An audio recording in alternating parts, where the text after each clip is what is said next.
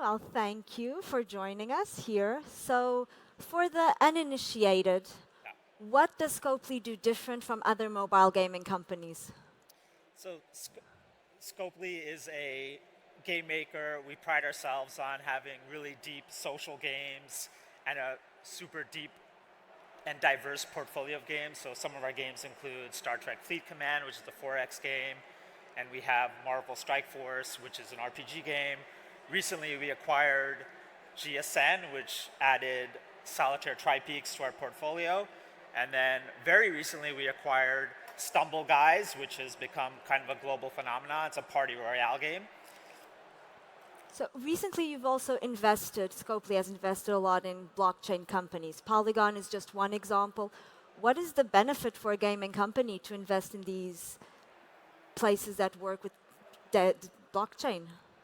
So gaming has been one of the most foundational and important aspects of driving technology forward. So for example, the GPU market exists because of games. The first AI systems were built because of games.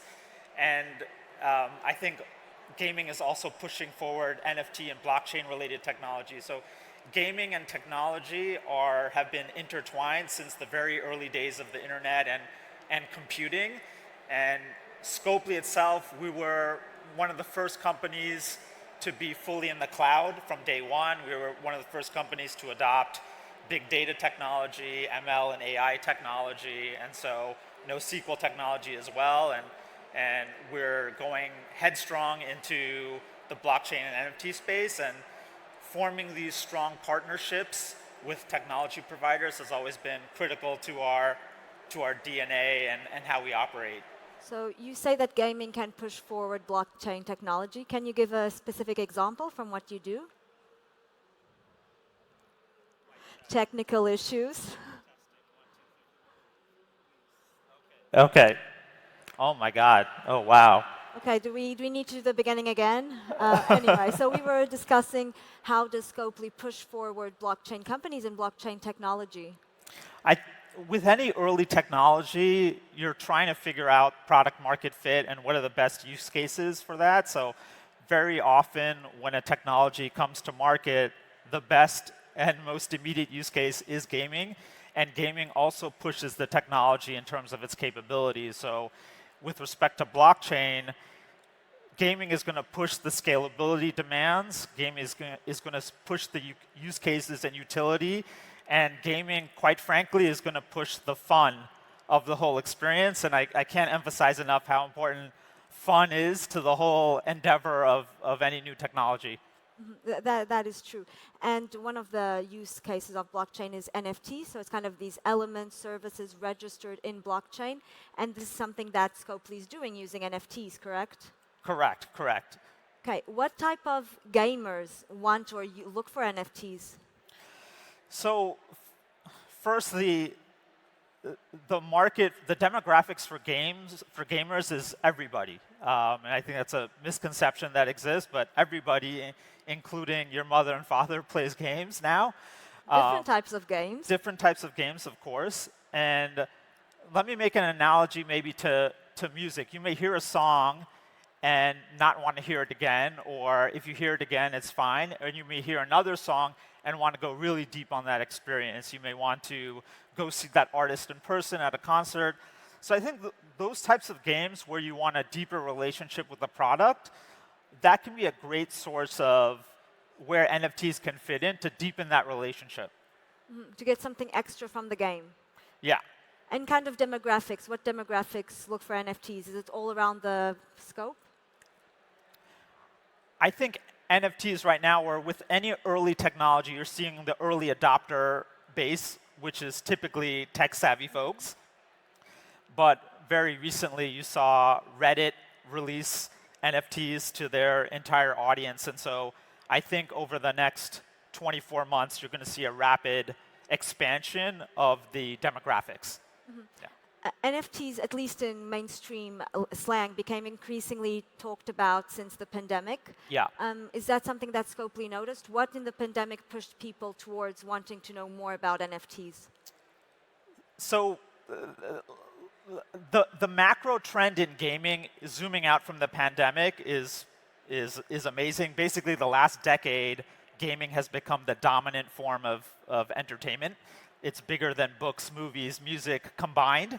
That trend has not stopped. I think there's a narrative that maybe NFTs were a pandemic kind of bump, but if you look at total transaction volume, in 2021, or in September, is 1.7 million transactions. In September of this year, 5 million transactions. So when I look at the engagement, the trend has not stopped of adoption, and that's what we most look at. It's true that asset prices may have dipped, but the overall engagement is only expanding. So, and my question was whether people are still interested. There was a big shift during the pandemic. Why was that in essence? So I think a couple things happened in the pandemic. First, people were in lockdown, and what happened when they were stuck at home? They lost some physical access privileges, and they lost a sense of community.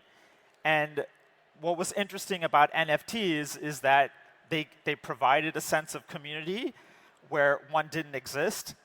And then the other thing it did was it fulfilled a natural human desire to collect things. For the first time, you have blockchain providing digital collectibles. It's not something we've had before. And I think people were used to collecting in the physical world, and that's now moving into the digital space. And NFTs satisfied that need during the pandemic that you couldn't get through physical collectibles. That's interesting. A need to natural collect, and that attracts people to NFTs. You also mentioned just now that there was a big need for community. During the pandemic, did you notice an increase in a need for social gaming? And if so, how did you respond at Scopely? Yes, so during the pandemic, of course, you saw a lot of online communities sprout up, and it's been a core part of Scopely's DNA. I think what is interesting about social gaming that has changed is just the magnitude and size of it. So the first games, maybe there were two-person games like chess, and then online or console games, there were four-person games, and now you have these really massive digital communities. So for example, our game Stumble Guys, the Discord community is roughly 1 million people big. Over 20 million people play that game a day. That's just a massive audience. And I now empathize with some of these larger social networks of no one teaches you how to manage a community that big, and you need a different set of tools and moderation capabilities. You need, when we started the company, Discord and TikTok didn't exist. And now they're a core part of the social sharing experience. I think that's maybe the biggest trend is just we are figuring out collectively as technologists and game makers and content makers how to build content for massively large audiences. What are some of the biggest challenges? I think the catering to the different audience segments, basically gamers want a different game experience wherever they go. So what they want inside the game is maybe different than what they want outside the game. And we build a lot of in-game systems, and now we build probably the largest transformation at Scopely is all the things we care about outside the game. So hiring moderators for Discord or building social connections. We have video chat inside of our Scrabble app. These are all different ways of attempting to build the community and different connective tissues depending on the context in which someone is participating. That's interesting. And going back to blockchain, which is something you're very much investing in, how can blockchain make gaming more social? What was interesting to me about NFT collections was that they were gamified from day one. And why were they gamified? Was they were totally transparent. So you could see the market history, who owned what, the transparent transaction history itself. When I looked at it, it inherited a game. And I think that became another meta layer on top that exists outside of maybe the tournament or the league system or the actual battle that exists. You now have this entire other social community meta layer, and then that also connects to some of these outside the game social experiences, maybe Discord or Twitch or TikTok that exists as well. So I think NFTs help facilitate and that it sort of provides the connective tissue between all those elements. From the different type of platforms. Yes, yeah. Okay. NFTs, we've mentioned blockchain, NFT a lot through this conversation. Another big word is Web3. And there seems to be a lot of hype. Everyone's talking about NFTs, everyone's talking about blockchain, everyone wants to go in. How do you at Scopely distinguish what is a good project with real value and what's just a company using NFT and blockchain to attract attention? Right, so I think, part of the early phase of NFTs has been the market trying to figure out what works, what doesn't work. I think the early game experiences that I've seen on the market, they've been quite shallow in the sense that the games themselves don't go super deep because the builders have been focused on other issues like how to make the blockchain work or tokenomics or other technical issues like that. I think now the next wave of games that you're going to see will go much deeper, and Scopely here will really lean into our strengths on making very deep and compelling gameplay, leveraging our high production values, our narrative, our multiple game systems. We're really going to focus on the fun and the gameplay experience. Bringing the fun to the blockchain. Yeah, I think some of the early stuff was focused on here's an NFT, and now what? And instead, what we're going to focus on, here's the gameplay, the NFT is just one component of that experience. So it's part of the entire game. Yes, exactly. You mentioned that some games weren't deep enough and didn't go deep enough. Can you explain? Yeah, I think some of those, so what I saw is a lot of NFT projects started off with a great collection, and then they said, oh, now we need to add utility. And their first gaming attempts, I think, were more like arcade casual games. And those are great and those are super fun, but some of the games we make, people play them for 5 years, 7 years. You need a lot of meta systems, a lot of game content. You need a really robust game economy to support that level of engagement. For example, people in Star Trek on PC play roughly 6 hours a day. That's an immense amount of time commitment and engagement with that product, and that's we're trying to bring that level of engagement to the space. Do you feel that people that are new to gaming and that start listening about words and such as NFT, metaverse, blockchain might be afraid of looking into what Scopely does? How do you avoid that? So the good thing about free-to-play games is that try it. You can try it, and we judge ourselves based on our long-term retention. So we're a company that frequently looks at day 180, day 365, day 270 retention. So we're looking at very longitudinal retention rates, and you just can't retain players for that long in a free-to-play game unless there's a compelling reason to come back. Okay. Now a little bit into the controversy that's recently gone into Scopely. Something you do a lot is mystery boxes. So in a game, you can purchase a mystery box and you get assets for your game. And they might be very good assets or boring assets. That's the game. It's kind of getting a mystery box. This has been compared and criticized as a bit of gambling. How would you respond to that? So first, I think, just to clear up the misconception, loot boxes on app stores are highly regulated. So all the odds are disclosed to the user, and the odds don't change from player to player, and the odds don't change over time. So I think the app stores have done a good job here on making this, again, very transparent to the user, and the bar in the app stores has been higher than other places. So for example, if you went to an arcade and did a physical, actual loot box, there's no declaration of what the odds are, and there's no transparency. And in our games, we're being super transparent. Also, many of our players, they don't pay a cent.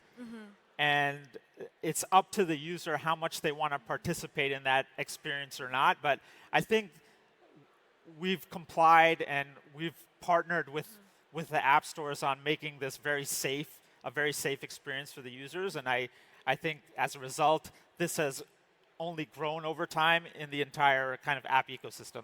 So you would say that the key word is transparency, and it's just another part of the real world that goes into the digital world. Right. Okay, so here, since we're using this platform, since you're in Web Summit, a very interesting question for some people might be, what does the CDO of Scopely play in his free time? Right, so lately I've been exploring VR, and so I've been seeing what's out there, and probably, I have a music background, and one of the games that I'm really into right now is Beat Saber. It's that one where you go like this to the beat. I'm quite good at it, so that's been really fun. And then probably the game that I'm playing on mobile very frequently is Stumble Guys. That's our most recent acquisition, and it's just a super fun game, and it's a party royale game, and we have some amazing levels and content coming. So please check it out. That's a very bold. We have amazing content coming. Can you kind of give a little hint of what might be coming up? Right. So I think Stumble Guys is a very fun platform for a ton of different unique physics, and so we have some levels coming out that will explore some of that physics.